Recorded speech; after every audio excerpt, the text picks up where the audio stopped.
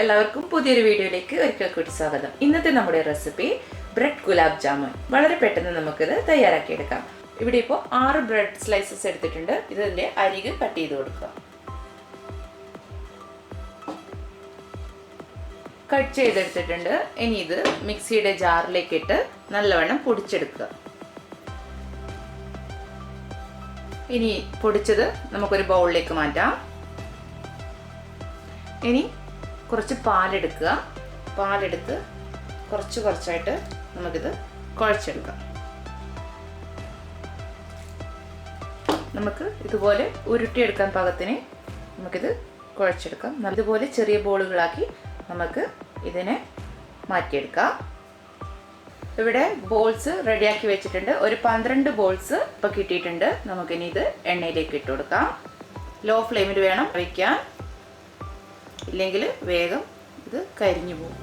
സാവധാനം ഇത് golden brown നിറാവുന്നവരെ law ഫ്ലെയിമിലിട്ട് കുക്ക് ചെയ്തെടുക്കുക. ഒരു ഭാഗം തന്നെ വെക്കരുത്. അത് ഒന്നിങ്ങനെ തിരിച്ചു മറിച്ചിട്ട് കൊടുത്തുകൊണ്ടിരിക്കണം. സാവധാനം ഇടണം, പൊട്ടിപ്പോവരുത്. ഈ സമയത്ത് തന്നെ നമുക്ക് പഞ്ചസാര ലായനി ഉണ്ടാക്കിയെടുക്കാം. പഞ്ചസാര ഒരു 3/4 കപ്പ്, വെള്ളം ഒരു 2 കപ്പ്, ഇത്ര അളവാണ് ചേർത്തിരിക്കുന്നത്. ഇനി ഇത് നല്ലവണ്ണം പഞ്ചസാരയൊക്കെ അരിഞ്ഞ് വെള്ളം ഒന്ന് നല്ലവണ്ണം തിളയ്ക്കണം. ഈ സമയത്ത് തന്നെ ഒരു 1/4 ടീസ്പൂൺ ഏലക്കാപ്പൊടി ചേർത്ത് കൊടുക്കുന്നുണ്ട്. ഏലക്കാണെങ്കിൽ അത് ഇട്ട് കൊടുത്താൽ മതി. അത് നല്ലവണ്ണം ഒന്ന് തിളച്ച് പഞ്ചസാരയൊക്കെ ഒന്ന് ഇളകി വരണം. ഇപ്പോൾ വെള്ളം നല്ലവണ്ണം തിളച്ചിട്ടുണ്ട്. ഇതിലേക്ക് നമുക്ക് നാരങ്ങ പിഴിഞ്ഞൊഴിച്ച് കൊടുക്കണം. 1 ടീസ്പൂണോളം നാരങ്ങ നമുക്കിതിലേക്ക് ഒഴിച്ചു കൊടുക്കാം. നല്ലവണ്ണം ഒന്ന് മിക്സ് ചെയ്ത് കൊടുക്കുക. എന്നിട്ട് ഇനി ഒന്നുകൂടെ തിളച്ചതിന് ശേഷം നമുക്ക് ഇത് ഓഫ് ചെയ്ത് കൊടുക്കാം. നല്ലവണ്ണം തിളച്ചിട്ടുണ്ട്. നമുക്കിനി ഇത് ഓഫ് ചെയ്ത് കൊടുക്കാം. എല്ലാ ഭാഗവും ഇപ്പോൾ നല്ല ഗോൾഡൻ നിറായിട്ടുണ്ട്.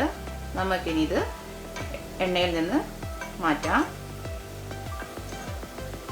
ഇതാ എല്ലാം നല്ല കളറായി കിട്ടിയിട്ടുണ്ട്.